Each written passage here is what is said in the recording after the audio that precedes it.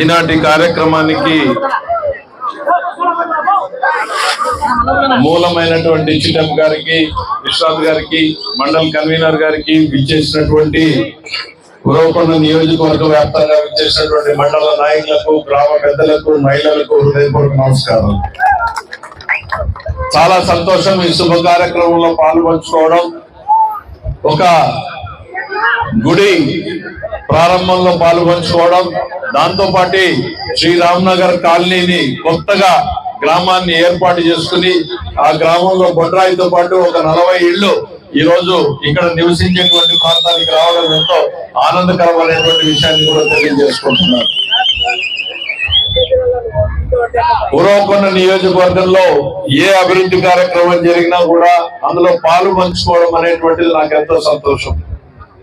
ఎందుకంటే 25-30 సంవత్సరాలుగా 94 నుంచి ఇవాళకి మీరు ప్రతి రాజకీయ అభివృద్ధిలో ప్రతి దశలోనూ కూడా మీరు అందరూ నన్ను ఆశీర్వదిస్తూనే వచ్చారు.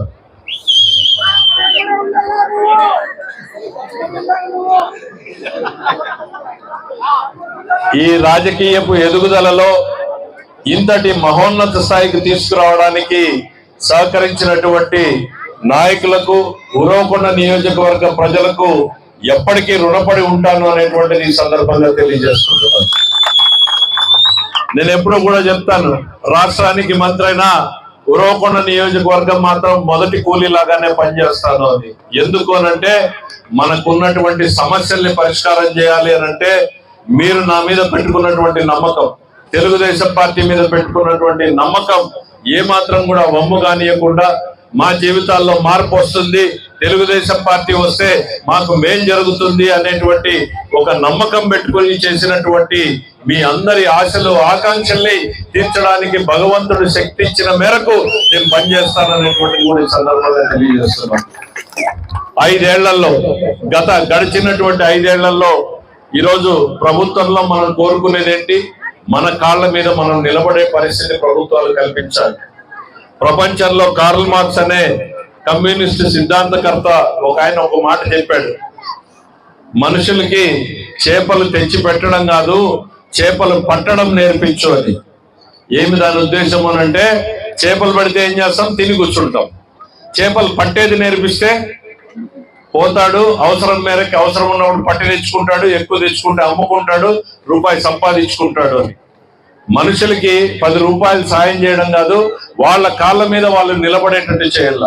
మరి మన కరువులో ఉన్నటువంటి మనము ఎప్పుడు ఆకాశం పక్క చూసి వాన వస్తుందా రాదా, నా ఇతరం మొలకెత్తుతుందా లేదా, నా శనక్కాయ ఏమైనా, నా కంది ఏమైనా, మిరప ఏమైనా చూసుకుంటూ ఉండాలా, లేకపోతే మన భూములకి సకాలంలో నీళ్లు వస్తాయి అనే నమ్మకం కలిగించాలా చెప్పండి. మరి 5 ఏళ్లలో, గత 5 ఏళ్లలో జగన్మోహన్ రెడ్డి గారి పాలనలో ఏం జరిగిందో మీరు ఒక్కసారి గుర్తు తెచ్చుకోండి. 2019 ఎన్నికలకు ముందు, అంటే ఈ ఎన్నికలు కాదు, అంతకుముందు ఎన్నికలకు ముందు ఉరవకొండకు వచ్చినాడు ఆయన. పేరే జలదీక్ష అని పెట్టినాడు. ఏం చేశారు ఆ జలదీక్షలో? గవర్నమెంట్ వస్తే 3 నెలల్లో అందరి నీవా పనులు ప్రారంభిస్తాను, నేను పూర్తి చేస్తాను అని చెప్పినాడు. 5 ఏళ్లలో ఒక గంపు మన్ను ఎక్కడన్నా తీసినాడని మిమ్మల్ని అడుగుతా ఉన్నా నేను. ఎక్కడా గంపు మన్ను తీలా. మనం వచ్చినటువంటి సంవత్సరం లోపల 6 మోటార్ల నుంచి 12 మోటార్లు వాడుకునేటట్టు కాలువని డబుల్ కెపాసిటీకి ఈరోజు తీసుకుపోయినాము అంటే అది ఈ తెలుగుదేశం పార్టీ కానీ, మీ పయ్యావుల కేశవ్ కానీ, ఈ ఉరవకొండ నియోజకవర్గం పట్ల ఉన్నటువంటి పరిస్థితి. నేను అక్కడున్నా కూడా నా మనసు ఇక్కడే ఉంటుంది అనేటువంటిది ఈ సందర్భంగా తెలియజేస్తాను. ఎందుకనంటే ఈ నియోజకవర్గం వల్లనే నేను ఇంత పెద్దవాడినైనాను. ఈ నియోజకవర్గ అభివృద్ధిలో ప్రతి క్షణం కూడా నా భాగం ఉండాలి అనేటువంటిది నేను కోరుకుంటున్నాను. ఈ రోజు మెయిన్ కెనాల్ పూర్తి చేసాం, దాని తర్వాత ఇప్పుడు పిల్ల కాలువలు మిగిలిన వాటి మీద పోతాం, రోడ్లు వేస్తున్నాం, స్కూల్ భవనాలకు కూడా ఒక రూపుదిద్దేటువంటి ప్రయత్నం చేస్తా ఉన్నాం. మరి పార్టీ ఏదైతే చెప్పిందో వచ్చినటువంటి మొదటి రోజునే ఎంతమంది పిల్లలు ఉంటే అంతమందికి తల్లికి వందనం ఇస్తామని చెప్పాం. ఇచ్చామా లేదా? తల్లి పుట్టిందా లేదా? లెక్క పడినాయా లేదా? చెప్పాల పడిన వాళ్ళు చేతులు ఎత్తండి ఒకసారి. ఇట్లా మాకు వచ్చినాయనే వాళ్ళు. రైట్, సంతోషం. ఈరోజు ఒకరికి కాదు, ఇద్దరుంటే ఇద్దరు, ముగ్గురుంటే ముగ్గురు, నలుగురుంటే నలుగురు, 5 మంది ఉంటే 5 మందికి ఇస్తామని చెప్పాం, 6 మంది ఉంటే 6 మందికి ఇస్తామన్నాం, ఇచ్చి చూపించాం. మరి పెన్షన్లని 4,000 చేస్తామని చెప్పాం, చేశామా లేదా? ఇన్ని కష్టాలు ఉన్నాయి. ఈ రోజుల్లో ఆంధ్రప్రదేశ్ ప్రభుత్వంలో లెక్క దండిగా ఆడుతోంది. దండిగా ఆడుతుంటే ఇచ్చేటువంటి ప్రభుత్వం కాదు. అప్పుల సంసారం ఈరోజు చేతికి ఇచ్చిపోయినారు. మా అన్నోళ్ళకి తెలియాము కానీ మా అక్కయ్య గారికి పరిస్థితి బాగా తెలుసు. అప్పుల సంసారాన్ని నీకుకొని వచ్చేది ఎట్లా అనంటే, ఎందుకు అనంటే రూపాయి ఏడ ఖర్చు పెట్టాలా, రూపాయి ఏడ మిగిల్చుకోవాలా, రూపాయి ఏడ దాచిపెట్టాలా అనేది ఇంట్లో ఆడవాళ్ళకి తెలిసినట్టు ఎవరికి తెలియదు. నాకు ఈరోజు ఒక ఆర్థిక శాఖ మంత్రిగా నేను ఎవరిని చూసి నేర్చుకుంటాను అంటే మా అక్కగారిని చూసి నేను నేర్చుకుంటాను అని నేను చెప్తాను అందరికీ కూడా. ఏడ రూపాయి పెట్టాలా, ఏడ రూపాయి తగ్గించాలా అనేది చూసి ఈరోజు నేను నేర్చుకుంటున్నాను. మహిళల్ని నాకు స్ఫూర్తి అని చెప్తున్నాను. మీరు ఎట్లయితే ఈ నెల కొడుకు ఫీజు కట్టాలా, అతను ఆసుపత్రికి పిలుచుకోవాలా, మొగుడు ఇత్తనాలకు డబ్బులు ఇవ్వాలా అని ఎట్లా మీరు ఆలోచించుకుంటారో నేను కూడా అదే లెక్కలో కొడుకు ఫీజులు మీరు ఆలోచిస్తే మా తల్లికి వందనం ఇవ్వాలా అని నేను ఆలోచించుకుంటా.